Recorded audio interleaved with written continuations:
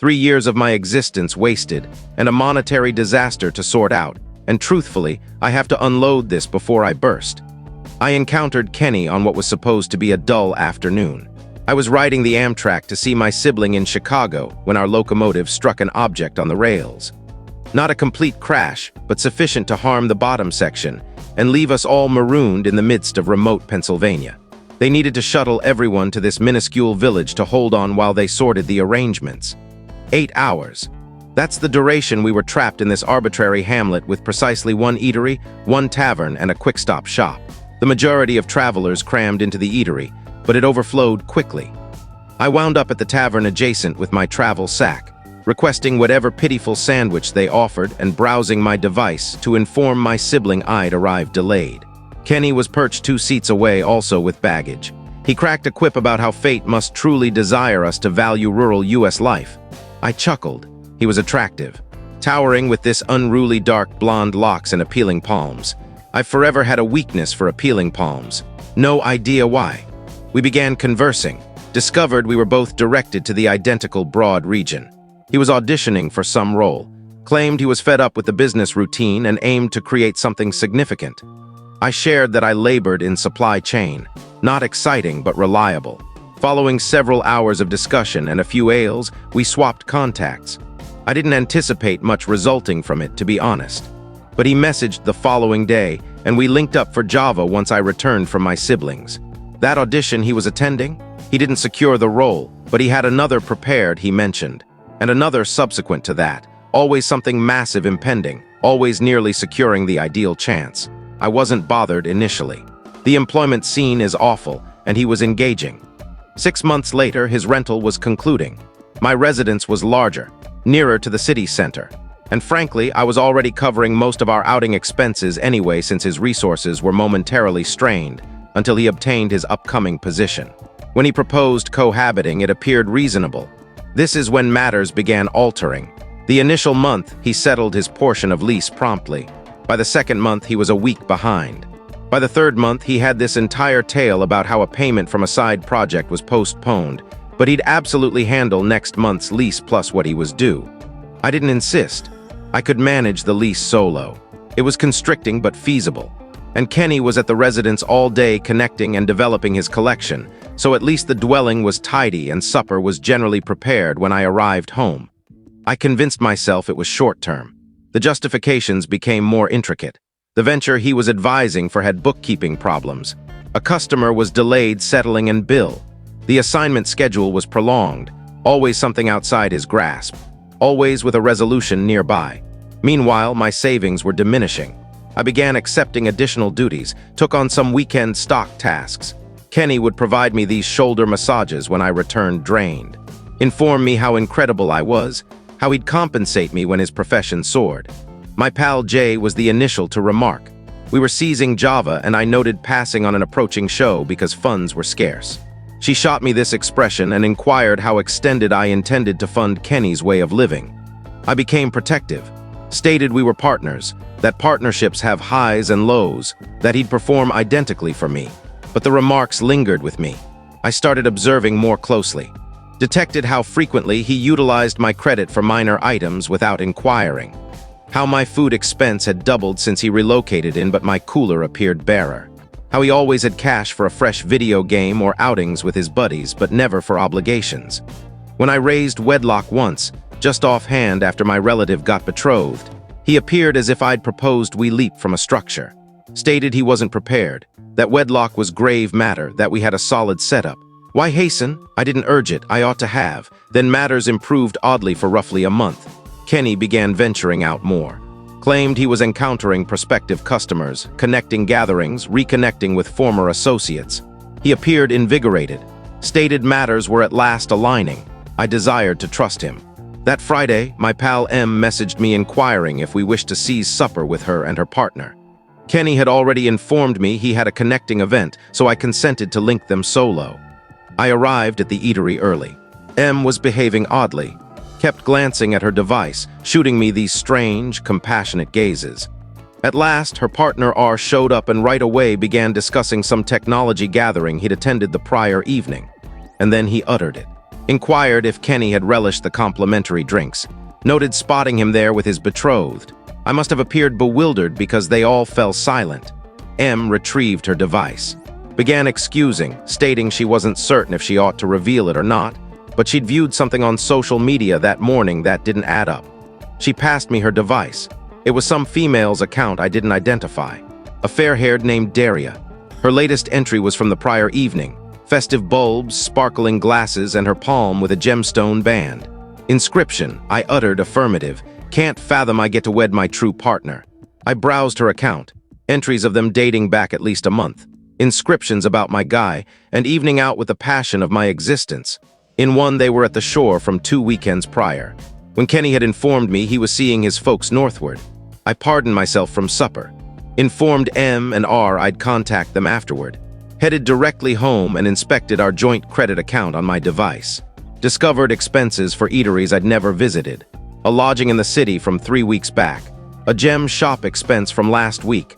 $2,800, that's when it struck me. He'd acquired her band with my funds. I perched by the pane in our dwelling, browsing all the proof until darkness fell. Around 9, I detected his latch in the entrance. He entered, removed his footwear like it was any routine evening. Proceeded straight to the cooler, extracted a brew that I'd funded. I inquired him where he'd been. Just connecting, he stated, forming links. Matters were improving. Then I inquired if he'd become betrothed lately. You ought to have witnessed his expression. First astonishment, then this odd grin, like he was nearly admiring that I'd uncovered it. When I inquired if he'd proposed to that fair-haired from the images, he merely elevated his shoulders. Stated something like, listen, can we avoid this presently? I don't owe you a thing, I was trembling. You expended my funds, resided with me, and proposed to another. I yelled it at him, loud enough that I'm certain the adjacent heard. And that's when he uttered it, the phrase I can't erase from my thoughts. He sighed dramatically, took a gulp of brew and stated seriously, you truly believed I'd offer you a band? You're the type of woman guys accept when they falter. I didn't recall deliberately choosing to strike him, but abruptly my clenched hand linked with his torso. Firmly, he staggered rear, splashing brew on his top. Before he could regain, I smacked him over the cheek, departing a crimson imprint on his face. I instructed him to depart, to gather his items and exit. He attempted to debate. Stated I was exaggerating. I seized his satchel from the peg by the entrance and began cramming whatever I could grasp into it. His adapter from the surface, some tops from the fresh wash stack. Hurled it at him and instructed him if he wasn't departed in 5 minutes, I'd contact his new betrothed and reveal everything. That prompted him. He snatched some necessities, grumbling about returning for the remainder afterward. I instructed him to arrange with the property owner because I wouldn't permit him entry again. He banged the entrance on his exit. I replaced the latches the following day, placed his leftover items in refuse sacks by the waste bin. Obstructed his contact, his message, his online profiles. But the ordeal wasn't concluded. When I examined my accounts more thoroughly, I recognized how severe the harm was. Over $1,700 billed to my cards in just the past 2 months. Memberships I never sanctioned, eatery checks that would nauseate you, and the band, that cursed band that wasn't even mine. I contacted the lender, but most bills were too dated to challenge. They were executed with a card he was permitted to utilize after all. I'd been so foolish. That was 3 months prior. What's occurred since is a separate ordeal that I'll reserve for my subsequent entry. First, revision. First off, gratitude for all the remarks and notes on my prior entry. I truly didn't foresee so many individuals to mind about my chaotic existence. But here we are. Many of you inquired what transpired after I expelled Kenny. So prepare your snacks because this is where everything truly collapsed. The evening after I ejected Kenny, I couldn't rest. I kept inspecting the entrance, even though I secured it firmly. Around 3 in the morning, I received a series of messages from him that varied from furious, how audacious of me to humiliate him by placing his items outside, to coaxing, we need to discuss this maturely, to pitiful, I have no place to stay. I didn't reply to any. The following morning, I requested a sick day from labor. I required a day to absorb and determine precisely how ruined I was monetarily. I prepared a mug of Java and settled with all my lender records, credit bills, and a pad. What I uncovered made me actually retch on my Java. It wasn't just the $1,100 I'd first observed. Reviewing further, I found minor deductions, arbitrary buys, membership services I didn't recall. He'd been gradually draining me for months. The overall harm was nearer to $5,400. That's $5,400, plus the lease I'd been handling, plus the foodstuffs, plus the services. I contacted the credit firm again, this time equipped with a precise list. The support agent was understanding but resolute. Most bills were too ancient to contest, and Kenny had been a permitted user. The most they could offer was eliminate him from the account and mark any awaiting bills. They recommended I submit a law report if I wished to chase it more. I contemplated it, truly weighed it, but the notion of prolonging this, of needing to encounter Kenny again in some tribunal, of needing to demonstrate he'd expended my funds without approval when officially I'd granted him entry. It was excessive. I chose to simply absorb the deficit and concentrate on restoring my existence. That midday, I contacted the latch expert to replace the latches. It amounted to $170 I surely couldn't spare. But the idea of Kenny returning with his latch was worse than the blow to my already overloaded card. While the expert labored, I collected all of Kenny's leftover items and crammed them into refuse sacks. His attire, his idiotic supplement mix that had occupied half my storage area. I messaged him once, informing him his belongings would be by the waste bin for 24 hours. And after that, they were heading to charity. He appeared when I was hauling the final sack out. Ideal timing as usual, he appeared terrible, unshaven, donning the same from the prior evening. I pondered briefly where he'd rested, then recalled it wasn't my concern anymore. He attempted to converse with me, stating there were aspects I didn't comprehend. That Daria wasn't what I assumed, that he'd intended to end it with her. I just continued past him with the sacks. When he grasped my limb to halt me, I pulled free so forcefully I scratched my joint on the stone surface. I informed him if he contacted me again, I'd summon the authorities. That silenced him, but I could sense him observing as I returned inside. The expert completed 20 minutes later, gave me my latches, and I at last felt I could inhale in my own dwelling again. The following week at labor was hazy. I was drained, startling each time my device hummed and committing foolish errors that my overseer kept highlighting. By Friday, I'd recovered some delayed tasks, but I was operating on fumes. My pal Jay welcomed me out for beverages, stating I needed to re-enter society, but I couldn't finance it. I fabricated an excuse about fatigue. The subsequent Monday, I was summoned to my overseer's room. I assumed it was about the stock document I'd mishandled the prior week, but it was graver. Much graver. They were reorganizing. My role was being removed. They provided me 2 weeks alert and a mocking departure package that wouldn't even handle next month's lease. I didn't weep in the room. I assented, endorsed the documents, and returned to my station like all was ordinary. Then I secured myself in the restroom compartment and experienced a quiet anxiety episode for 20 minutes. That evening, I contacted my mother. We're not extremely intimate. She resides in Florida with her subsequent spouse, and we converse perhaps once monthly, but I needed to hear a guardian assure me matters would improve. She was compassionate but not precisely useful. Stated I should never have permitted Kenny to relocate without securing a commitment first. Inquired if I'd thought about returning home until I stabilized. Returning to Florida to rest on my mother's convertible sofa and endure my stepfather's opinionated speeches. Strong refusal. I passed my 2-week alert submitting for every position I could locate. Dispatched 73 submissions. Received 6 replies, all demanding further interviews that never happened. The denial messages began flooding my inbox by the day I cleared my station. The initial week of joblessness, I maintained a schedule. Rise, submit for positions, prepare an inexpensive meal, submit for more positions, stroll to conserve on warmth, prepare supper, view something online, rest, repeat. By the 2nd week, my savings were down to triple figures. I terminated streaming service, began shorter rinses, consumed instant noodles and eggs for most meals.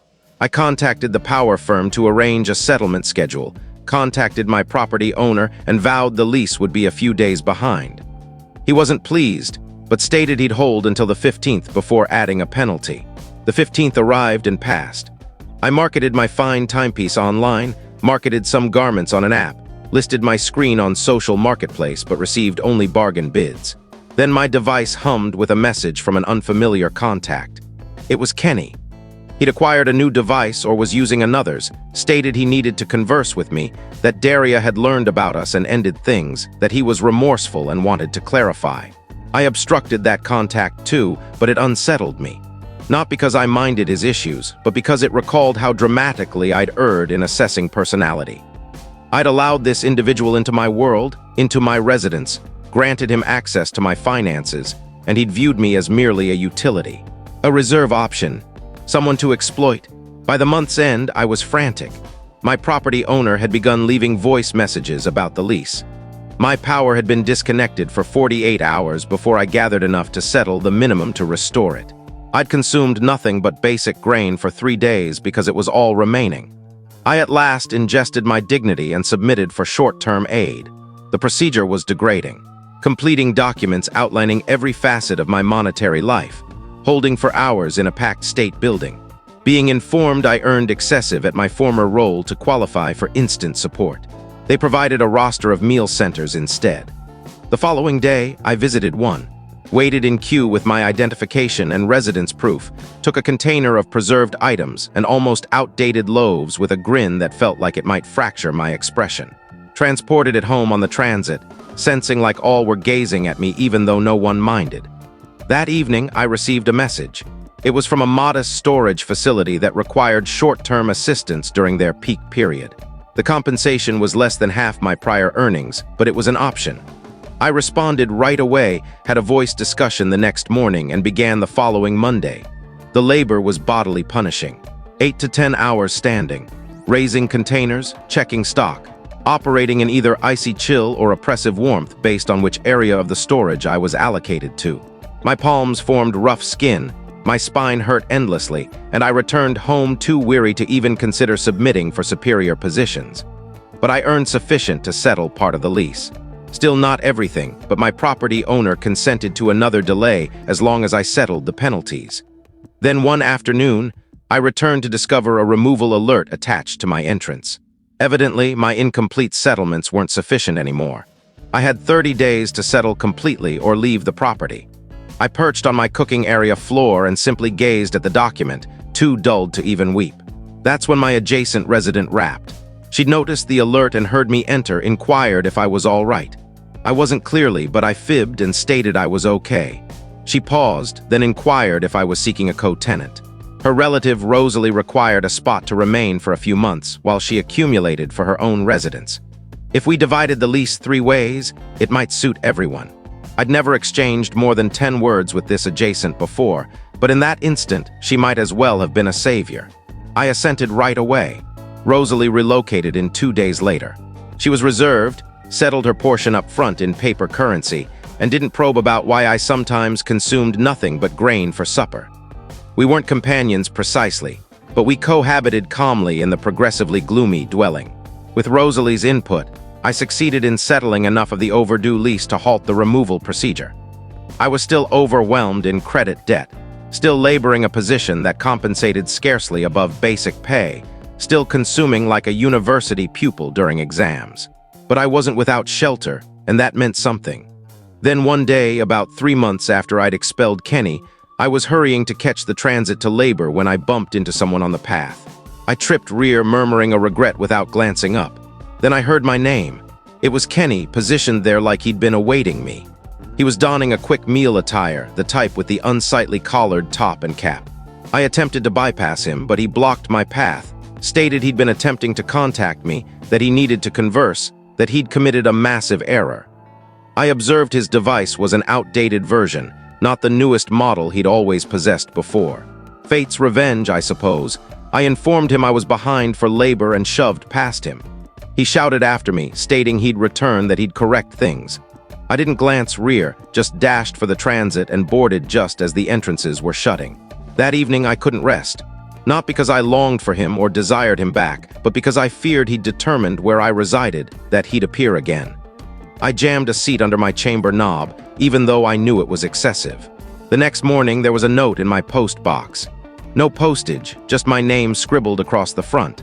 I identified Kenny's script immediately. I didn't unfold it, just shredded it and discarded the fragments into various waste receptacles on my route to the transit halt. But I knew he wouldn't surrender easily, and I was correct. Second, revision, gratitude for all the encouraging remarks. Reviewing them during my transit journeys to labor has been one of the rare positives lately. Some of you have requested more specifics about what transpired after Kenny began appearing again, so here it is. After I shredded Kenny's note, I figured perhaps he'd understand. He didn't.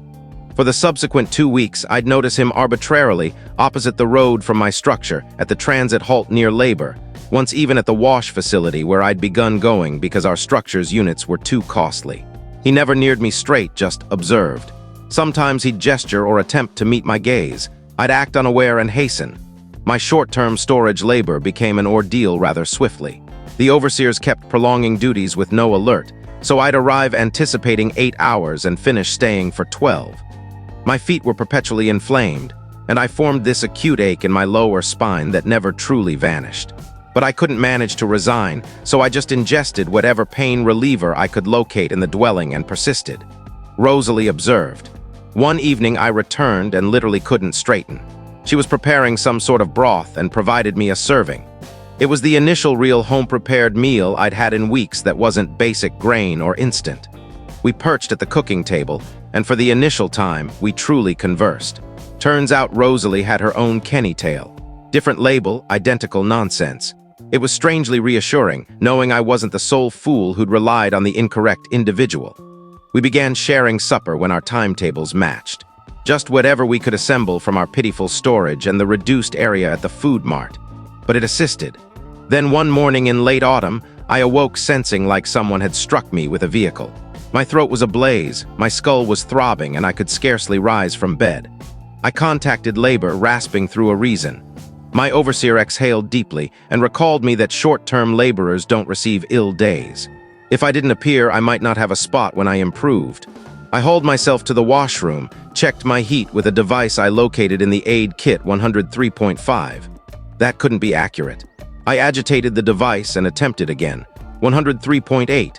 I should have visited Quick Care. I realize that now. But Quick Care requires funds, and I had precisely $27 in my account to endure until compensation day. So I ingested more pain reliever, layered in every garment I possessed, and somehow reached the transit. I don't recall much about that day. I checked containers. I sipped from the dispenser.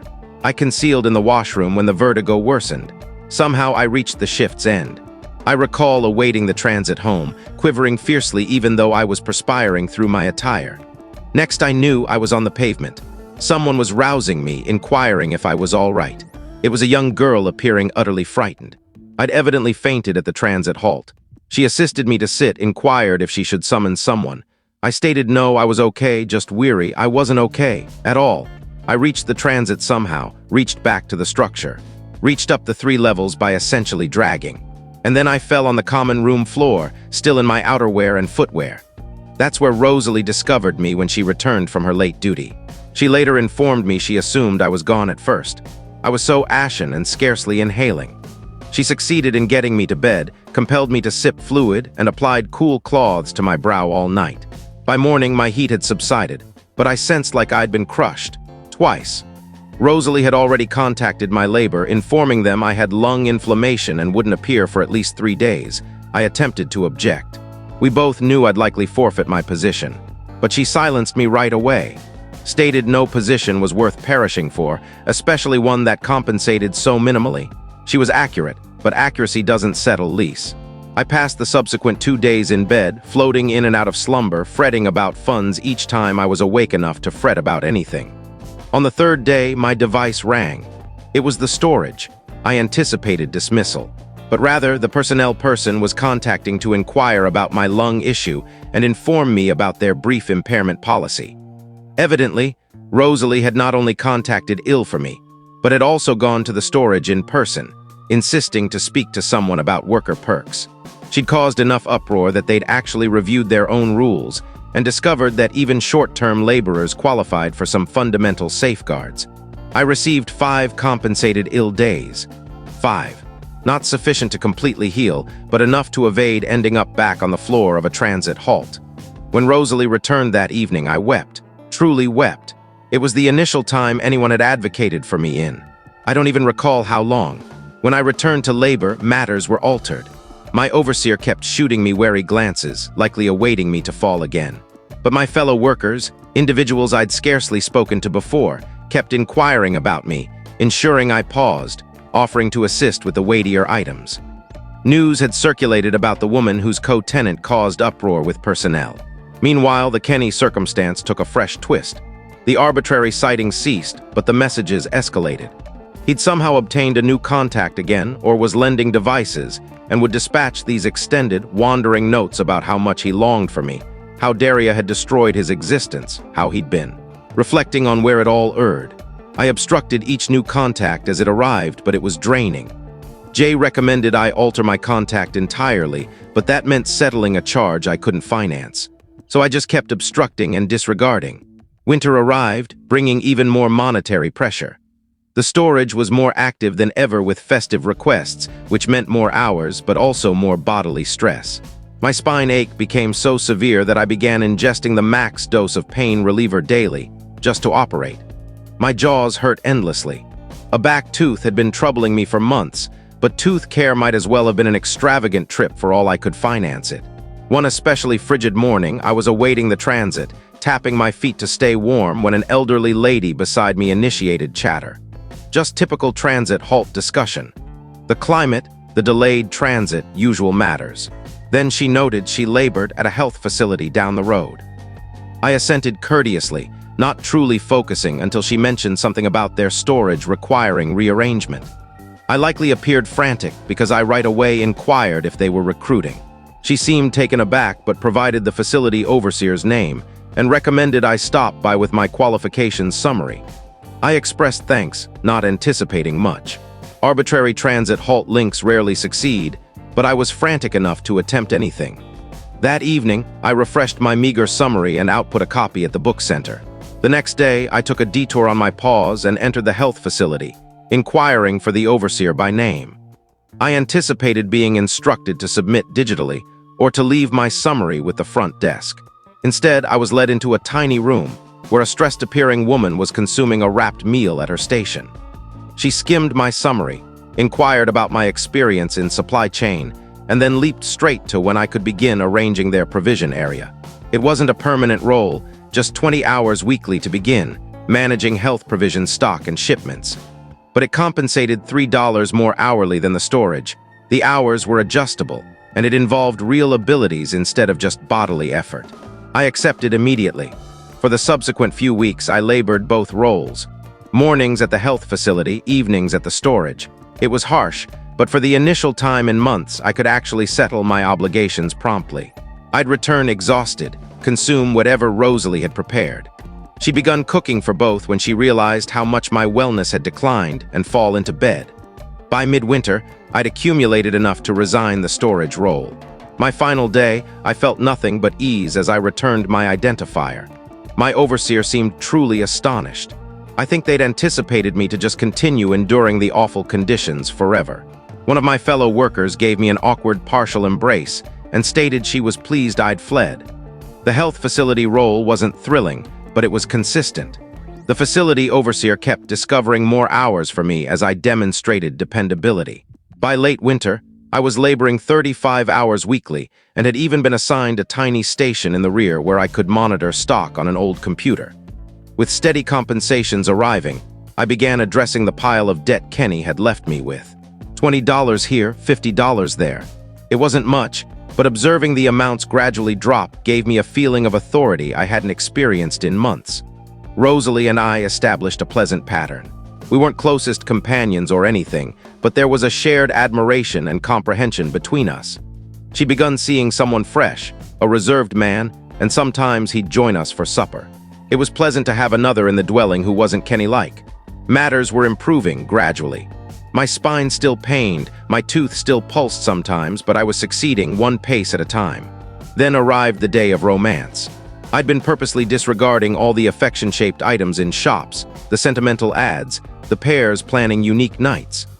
Rosalie and her partner were venturing out, so I had the dwelling to myself. I'd arranged an exciting night of chilled flatbread and whatever was fresh on streaming. I was midway through my lonely flatbread when someone rapped on the entrance. Not a standard rap, a continual, almost desperate thumping. I stilled, slice midway to my mouth. It had to be Kenny. No one else would be that theatrical. I crept to the entrance and peered through the viewer. Indeed, there he was, clutching what appeared like blooms and a tiny container. I retreated from the entrance, hoping he'd assume no one was present. He rapped again, then shouted my name, stated he knew I was there, that he'd noticed the glow under the entrance, that he just wanted to converse, to clarify, to correct things. I stayed quiet, my pulse racing in my chest. After what seemed eternal, I heard him exhale. Something struck the floor outside, the blooms, I assume, and then steps departing. When I was certain he was gone, I slightly opened the entrance. There was a bunch of market blooms on the floor, along with a tiny plush container and a note. I ought to have just pushed it all back into the corridor and shut the entrance. But interest overcame me. I retrieved the container first. Inside was a band. Not a betrothal band, but a basic metal loop with a small gem that might have been a real stone, but was likely imitation. The note said, "I know I can't reverse what I did, but I want to begin correcting it. This is the band I should have offered you instead of her. I've transformed. Please contact me." I stood there in the entryway, gazing at this pitiful redemption attempt and felt void. Not fury, not sorrow, not even revulsion, just blankness. This individual had destroyed my existence and thought an inexpensive band would repair it. I discarded the band and note into the waste receptacle by the lift. Left the blooms for anyone who might desire them.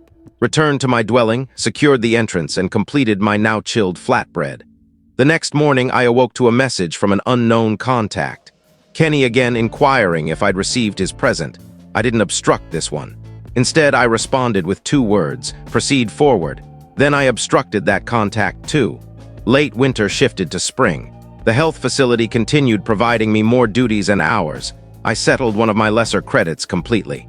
Rosalie and I refreshed the common room on a weekend midday, overlaying the drab tan with a gentle slate that made the entire dwelling feel fresher somehow. My mother contacted, astonished that I sounded more like my old self. She even proposed assisting with my tooth work if I'd visit for a weekend. I was still reluctant. My stepfather and I had never meshed, but the notion of finally fixing my painful tooth was appealing.